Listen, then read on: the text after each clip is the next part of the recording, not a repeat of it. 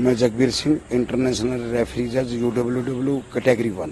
पिछले 1 महीने से ज़्यादा हो गए हैं रेसलर्स प्रोटेस्ट कर रहे हैं, आप कोच रह चुके हैं वहाँ उनके या रेसलिंग उसमें, तो कुछ ऐसा आपको देखने को मिला है जिसमें आप उनका जो क्लेम है उसको जस्टिफाई कर सकें? हाँ, बच्चों का जो क्लेम है वो 23 अप्रैल से जो अब दोबारा धरने पे बैठे हैं, तभी से मैं बच्चों के साथ हूँ।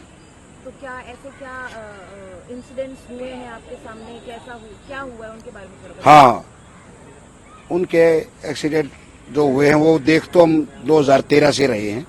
2012 में ये पहली बार प्रेसिडेंट बने थे और 2012 में भी ये कजाकिस्तान अलमाटी में गए थे। वहां पर तो ज्यादा नहीं था, तो जब बैठे तो ड्रिंक करने का कुछ अपने जो इनके जो बाहुबली के चर्चे है वो हमें इन्होंने बताए। 2012 अलमाटी की बात है ये। और 2013 में एक जूनियर एशिया चैंपियनशिप हुई थी थाईलैंड पुकेत में, तो उस चैंपियनशिप में मैं गया था।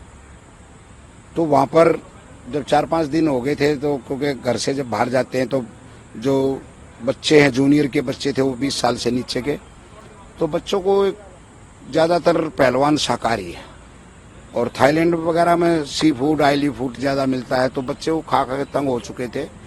तो प्रेसिडेंट साहब ने कहा कि आज आपके लिए इंडियन फूड की व्यवस्था करते हैं। ठीक है, बच्चे भी बड़े खुश थे, पूरा कॉन्टिजेंटल बड़ा खुश था, भाई बड़े अच्छे प्रेसिडेंट आए हैं और आज इंडियन फूड की व्यवस्था होगी, तो सब बच्चे बड़े खुश थे। लेकिन जो शाम के समय जब डिनर पे जो हमने एक्सीडेंट देखा, वो एक ऐसो बनी है, बहुत ही भद्दा प्रदर्शन था। जो प्रेसिडेंट था और उसके जो साथी थे वो सब नशे में, फुल नशे में थे और उन्होंने बच्चियों के साथ जो व्यवहार किया वो ऐसो बनिए था, जो हम कहने में भी शर्म आती है हमें। ये 2013 का एक्सीडेंट है। और भी कोई ऐसा इंसिडेंट आपको? 2014 में फिर ये कई सवाल निकल के आते हैं कि भाई आप लोगों ने शिकायत क्यों नहीं की, इन बच्चों ने शिकायत क्यों नहीं की। तो उससे आगे चले तो 2014 का एक एक्सीडेंट है। हमारे इस देश की एक बहुत बड़ी स्टार खिलाड़ी रही है गीता फोगाट, जिसके नाम से एक दंगल फिल्म भी बनी और 2010 कॉमनवेल्थ की गोल्ड मेडलिस्ट है। और उसने साई से, स्पोर्ट्स अथॉरिटी ऑफ इंडिया से एक पर्सनल फिजियो की डिमांड की, जो साई ने मंजूर की। उस फिजियो को उस कैंप में भेजा और एक अच्छी बात यह थी कि वो कुश्ती फैमिली से ही जुड़ा हुआ था। उनकी जो धर्मपत्नी है, जो उनकी मिसेज है, वो भी 2010 कॉमनवेल्थ गेम्स की ब्रॉन्ज मेडलिस्ट है और उस साल 2014 के 13 के सीनियर नेशनल की गोल्ड मेडलिस्ट थी। वो भी अच्छा मौका था कि वो भी उस कैंप में थी, तो वो उसका पर्सनल फिजियो भी था, उनकी पत्नी भी थी और खिलाड़ी परिवार से ही जुड़ा हुआ था। तो 2014 के एक्सीडेंट बताते हैं कि कुछ जो जूनियर बच्चियां थी उन्होंने उसके सामने शिकायत की। उसने उस समय का जो साइका अधिकारी था वहां पर लखनऊ कैंप में, उसको भी शिकायत की। मीडिया को भी, पत्रकारों को भी कुछ बुलाने की कोशिश की, लेकिन वो सारी चीज दबा दी गई।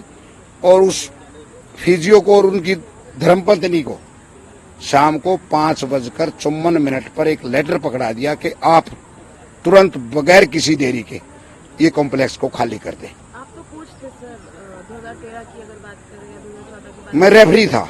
रेफरी थे तब? मैं रेफरी था। मैं 2007 से UWW का रेफरी हूँ। तो आपने आवाज नहीं उठाई, आपने तब नहीं बोला? नहीं मैडम, देखिए आप इस देश के लॉ को जानते हैं। जब तक कोई लड़की कंप्लेंटर ना हो, कोई लड़की मदद ना मांगे, अगर किसी लड़की के बारे में कोई आवाज उठाएगा तो उल्टा उस आवाज उठाने कोई लड़की कोई नहीं आई। हमने अपनी आंखों से वैसे देखा, लड़की ने, किसी ने शिकायत नहीं की। लेकिन आज मैं इसलिए बता रहा हूं कि आज वो लड़की, वो केस सामने आ चुके हैं और किसी ने हमारे से पूछा है। मैं मीडिया के पास नहीं गया, मीडिया मेरे पास आई थी पूछने। पुलिस को आपने बताया? पुलिस ने मेरे से 25 मार्च 2022 का एक ट्रायल में एक बच्ची ने शिकायत की थी जिसमें मेरा फोटो है।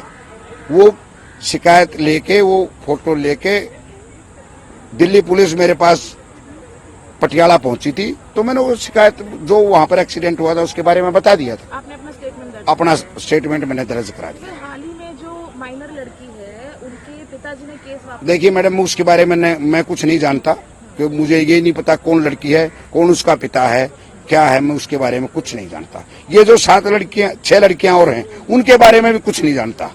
मुझे लड़कियों के बारे में कोई एड्रेस लेने के बारे में, कहाँ की रहने वाली उनके बारे में कोई इंटरेस्ट नहीं है। मैं लड़कों का अखाड़ा चलाता हूँ। ब्रिजभूषण जी के खिलाफ आप बोल रहे हैं कि उनकी ऐसी हरकतें लगातार रही। मेरे सामने तो जो मैं देखता हूँ, जहाँ भी वो 2022 में एक सोफिया बुल्गारिया की भी घटना है। क्या है सर? 2022 में वर्ल्ड चैंपियनशिप हुई थी कैडेट की, अंडर 17 की बोलते हैं हम उसको, कैडेट भी बोल सकते हैं।